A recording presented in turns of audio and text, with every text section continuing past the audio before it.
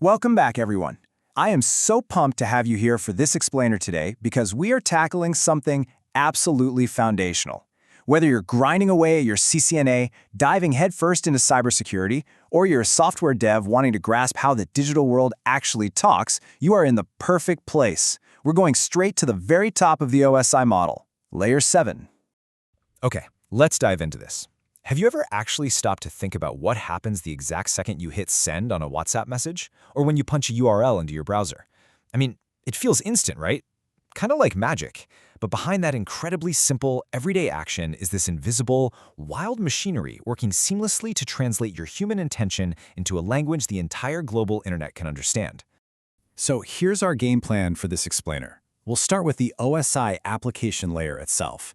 Check out the specific protocols powering the web, peek behind the curtain of a web request, touch on Layer 7 security, and wrap up with a rapid-fire professor's exam to test your knowledge. All right, let's jump straight into Section 1, the OSI application layer. So, the application layer. It's the seventh and topmost layer of the OSI model.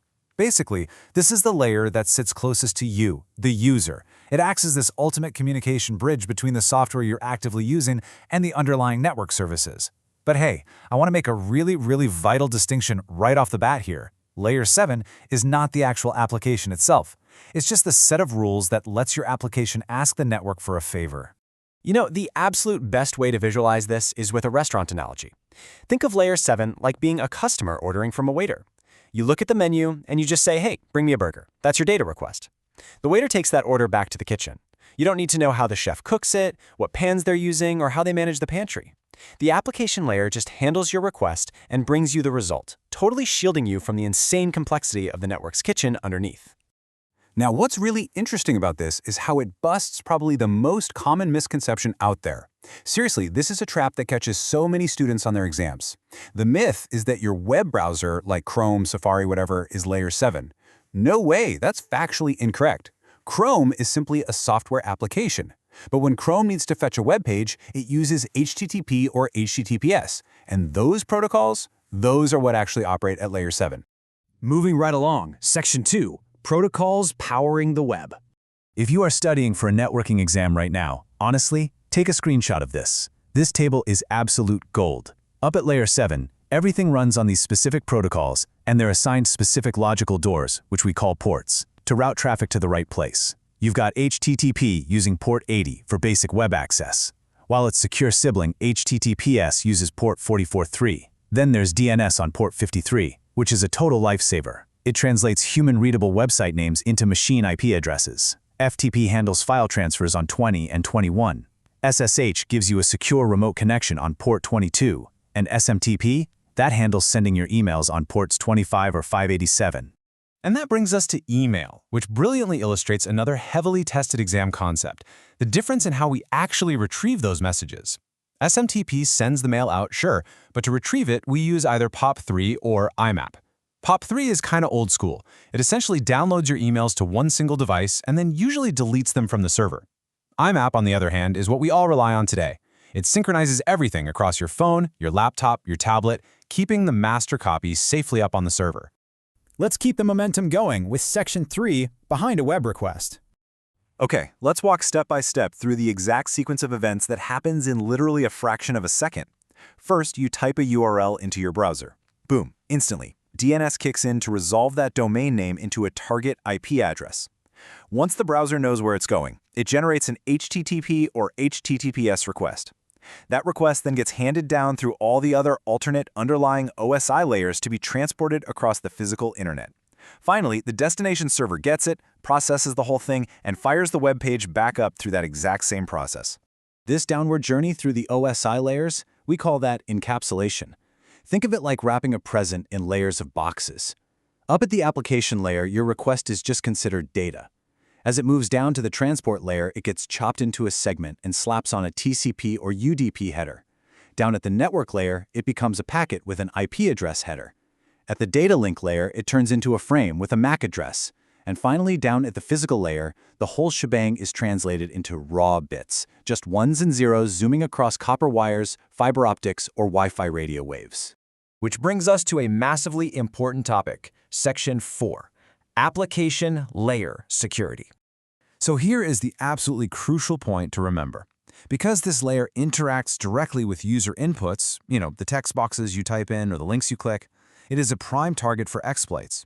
Hackers will use SQL injections to trick web forms into literally dumping database contents. They use cross-site scripting, or XSS, to run malicious scripts right inside your browser. They use phishing to spin up fake sites that trick you into handing over your passwords. And they'll even use DNS spoofing to hijack your web traffic and route you to a completely false IP address. And honestly, that is exactly why the internet as a whole has pretty much abandoned standard HTTP in favor of HTTPS. You see, standard HTTP sends everything in plain, clear text. If a hacker intercepts your traffic, they can read your passwords as easily as reading a book. No thank you. HTTPS, on the other hand, encrypts that data using SSL or TLS protocols. Sure, the encryption adds a very slight performance overhead, but it is absolutely mandatory for modern web apps, especially for banking, e-commerce, or anywhere your personal data is on the line. All right, time to see what you've learned. Welcome to Section 5, the Professor's Exam. Let's do a quick rapid-fire Q&A to verify your mastery here. First question. If you're a sysadmin and you need to log into a remote server securely over the open internet, which protocol gives you that secure remote connection? Think back to that port table we looked at earlier. I'll give you a second. Got it? The answer is SSH, or Secure Shell, which operates on port 22. It is incredibly vital to remember this for your exams because its older cousin, Telnet, runs on port 23, but sends everything in clear text, which is a massive security risk. SSH is the modern encrypted standard you want. Okay, question number 2. Let's test how well you grasp system functions. What would actually happen to our daily internet usage if the domain name system, or DNS, just completely vanished tomorrow? Without DNS, the internet would literally be a mathematical nightmare. We'd have to memorize the exact raw IP address of every single website we ever wanted to visit. Imagine having to type out 142.250.190.46 just to watch a funny cat video. No way. DNS acts as the internet's phone book, totally saving us from that headache. Let's move on and see how this all builds together. Question 3. True or false? The web browser itself, your instance of Chrome, Safari, or Edge, is the application layer. We covered this one explicitly, so let's see if it's stuck. That is absolutely false. Remember, the browser is just the software application sitting there on your screen. The application layer consists of the protocols like HTTP, HTTPS, or FTP that the browser uses to go out and fetch the information you're asking for. Make sure you cement that distinction in your memory. As we wrap up this explainer, I want to leave you with one core takeaway that summarizes everything we've talked about today. The application layer is the invisible translator that allows our software to speak to the entire connected world. It takes our human desires to watch, to read, to communicate, and translates them into a standardized format that the underlying network can reliably transport. But that brings up a pretty fascinating point to end on. If the application layer handles the what we are sending, which of those underlying layers actually guarantees that the data gets across the world completely intact, in the right order without losing a single piece? Well, spoiler alert, that is the job of the transport layer dealing with TCP and UDP, and that is exactly what you should investigate next on your networking journey. Thank you so much for learning with me today. Keep asking great questions, and I'll see you in the next explainer.